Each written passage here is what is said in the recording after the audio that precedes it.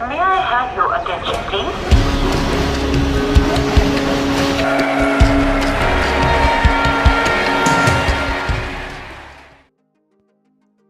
नमस्कार दोस्तों, स्वागत है आप सभी का मेरे चैनल पर। और आज हम बात करेंगे बहुत ही प्रचलित विषय मध्य रेलवे के डाउन सोलापुर मार्ग के दोहरीकरण और विद्युतीकरण यानी डबलिंग और इलेक्ट्रिफिकेशन की।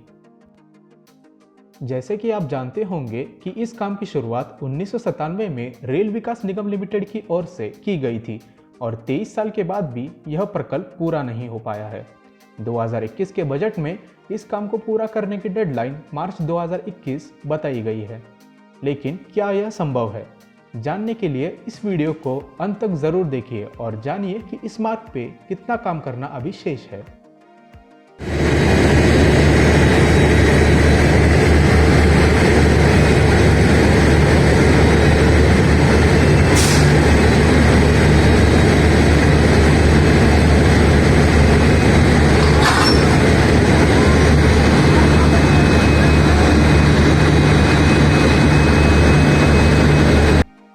डाउन सोलापुर मार्ग के मौजूदा स्थिति को जानने के लिए मैंने 3 फरवरी 2021 को train number 01301 Chhatrapati Shivaji Maharaj terminus Mumbai से क्रांतिवीर संगोली रैयाना बेंगलुरु तक जाने वाली कोविड-19 स्पेशल उद्यान एक्सप्रेस में डाउन से सोलापुर तक का सफर तय किया था। उद्यान एक्सप्रेस मुंबई से बेंगलुरु तक इलेक्ट्रिक लोकोमोटिव के साथ चलती है, परंतु कुरुडवाड़ी से कलबुर्गी के बीच में विद्युतीकरण न होने की वजह से इस ट्रेन का इलेक्ट्रिक लोकोमोटिव बंद करके डीजल लोकोमोटिव जोड़कर डाउन से वाड़ी तक चलाया जाता है और वाड़ी जंक्शन पर इस डीजल लोकोमोटिव को निकालकर पुनः इलेक्ट्रिक लोकोमोटिव को शुरू करके ट्रेन को चलाया जाता है।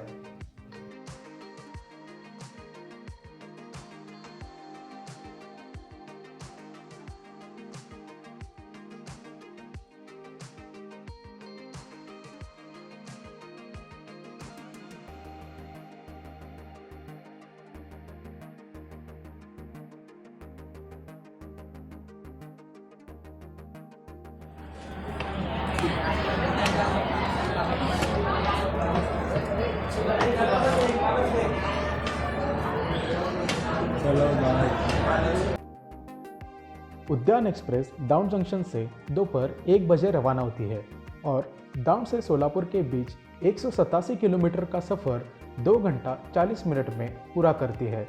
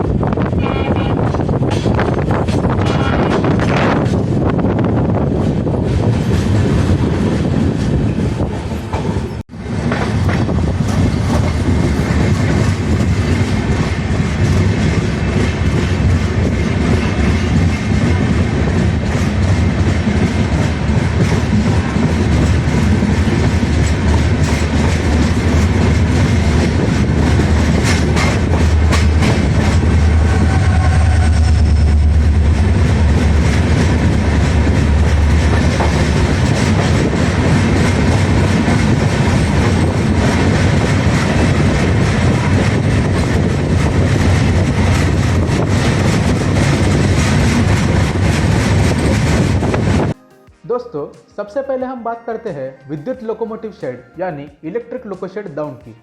दाउन में बन रहे इस विद्युत शेड की क्षमता 200 3 फेज के इलेक्ट्रिक लोकोमोटिव WAG7 और WAG9 है और कहा जाता है कि विश्व के सबसे शक्तिशाली लोकोमोटिव WAG12 का मेंटेनेंस भी यहाँ किया जाएगा।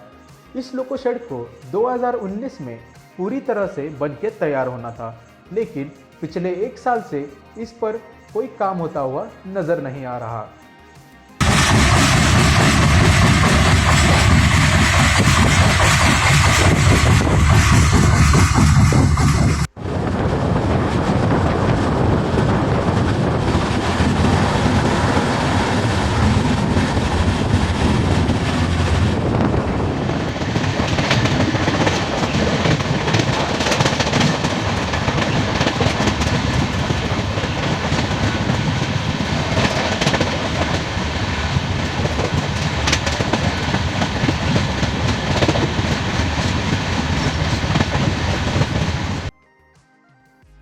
आइए जानते हैं कि दाउन सोलापुर मार्ग पर कितना काम अभी तक पूरा हो चुका है। सबसे पहली बात यह कि दाउन से कुर्डवाड़ी तक विद्युतीकरण यानी इलेक्ट्रिफिकेशन का काम पूरा हो चुका है, यानी कि अब इस मार्ग पर ट्रेन इलेक्ट्रिक लोकोमोटिव के साथ कुर्डवाड़ी तक चल सकती है। इसके बाद हम बात करते हैं दोहरीकरण यानी डबलिंग की। तो इस मार्ग पर दाउन से बिगवन यह 27 किलोमीटर के सेक्शन में पूरी तरह से डबल इलेक्ट्रिफाइड लाइन है। बिगवन से भाड़वनी लगभग 54 किलोमीटर के सेक्शन में सिंगल इलेक्ट्रिक लाइन है और दूसरे लाइन का काम अभी चल रहा है।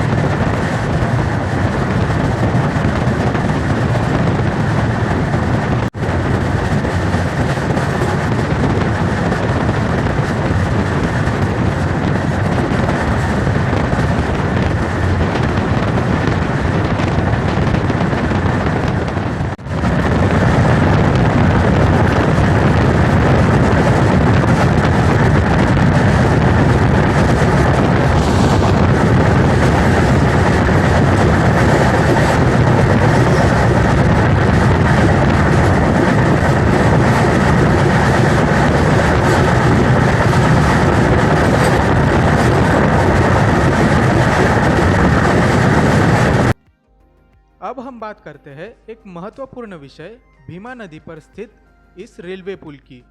फिलहाल इस पुल पर केवल सिंगल इलेक्ट्रिफाइड लाइन है और दूसरी लाइन बनाने की व्यवस्था इसी पुल पर दी गई है, परंतु दूसरी लाइन बनाने का काम अभी तक शुरू नहीं हुआ है। इसी प्रकार से इस मार्ग पर 2 और पुल है जिनका नाम है हिंगनी ब्रिज और पंडारा ब्रिज।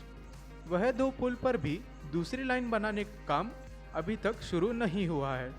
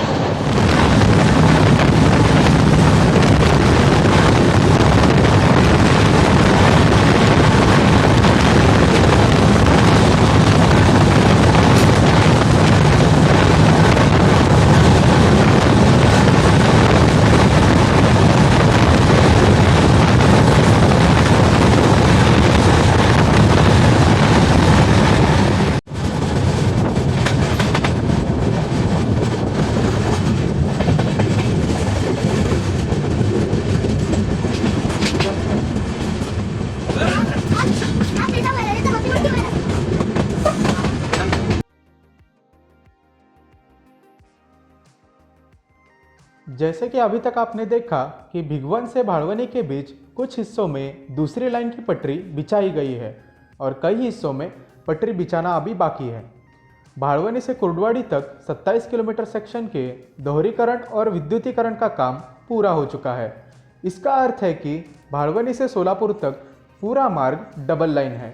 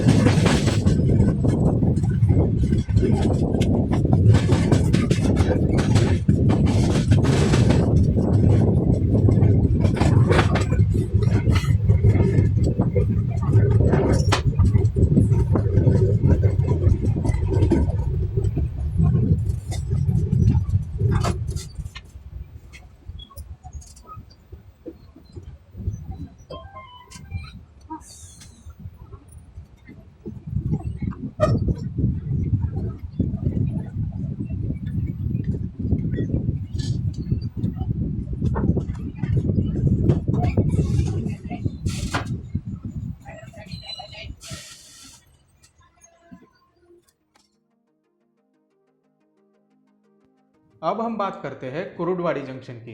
जैसे कि आपने देखा कि कुरुडवाड़ी तक विद्युतीकरण का काम पूरा हो चुका है और ट्रेन यहां तक इलेक्ट्रिक लोकोमोटिव के साथ चल सकती है। इस मार्ग पर चलने वाली कई ट्रेन जैसे कि Lokmanya Tilak terminus Coimbatore express, Hussain Sagar express, Mumbai Hyderabad express और कई सारी मालगाड़ियां कुरुडवाड़ी तक इलेक्ट्रिक लोकोमोटिव के साथ चलती है।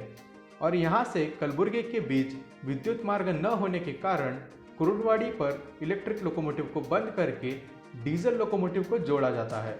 और ट्रेन को वाडी जंक्शन तक डीजल लोकोमोटिव के साथ चलाया जाता है, जिसे हम लोग टॉप अप सिस्टम भी कहते हैं। अब आपके मन में एक सवाल जरूर आता होगा कि बाकी ट्रेनों के ट्रैक्शन चेंज डाउन के बदले कुरुडवाड़ी पर क्यों नहीं किया जाता। उसका कारण यह है कि कुरुडवाड़ी पर अधिकतम क्रू स्टाफ और लोकोमोटिव को रखने के लिए पर्याप्त जगह न होने के कारण केवल कुछ ही ट्रेनों के लोकोमोटिव को यहाँ बदल दिया जाता है। वर्तमान समय में कुरुडवाड़ी से मोहोळ तक 46 किलोमीटर के सेक्शन में विद्युतीकरण का काम पूरा हो चुका है।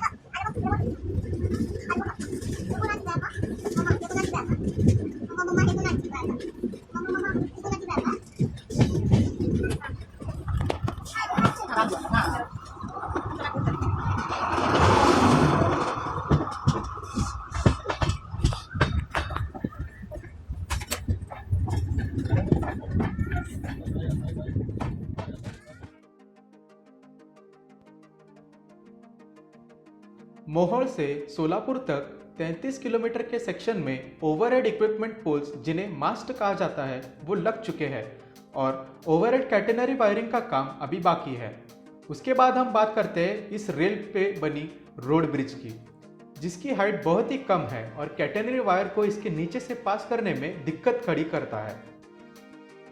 इसी के लिए कुछ ही दूरी पर अंडर ब्रिज बनाने का काम शुरू हो चुका है और वह बनने के बाद इस पुल को हटा दिया जाएगा। तो इस सफर के दौरान आपने देखा कि वर्तमान स्थिति में भिगवण से बाळवणी तक दोहरीकरण और मोहोळ से सोलापुर तक विद्युतीकरण का काम अभी बाकी है और इतनी धीमी गति से हो रही प्रगति को मद्देनजर रखते हुए मुझे तो यह मार्च 2021 तक संभव होता हुआ नजर नहीं आ रहा। आपकी इस विषय पर क्या राय है वह कमेंट करके ज़रूर बताइए और भविष्य में ऐसी ही जानकारी पाने के लिए चैनल को सब्सक्राइब करना मत भूलिए। मैं आपके लिए और कई सारे रेलवे के वीडियोस लाता रहूँगा। सोलापुर से कलबुर्गी मार्ग के दोहरीकरण और विद्युतीकरण का वीडियो मैंने जनवरी 2021 में बनाया है। यदि आपने अभी तक उसे नहीं देखा है तो आपके लिए मैंने इस वीडियो के डिस्क्रिप्शन में लिंक दे दी है। आशा करते हैं कि इस मार्ग का काम और CRS इंस्पेक्शन इस साल के अंत तक पूर्ण हो और अगले साल से सोलापुर पर विद्युत लोकोमोटिव चलते हुए नजर आ जाए। वीडियो को अंत तक देखने के लिए आप सभी का धन्यवाद।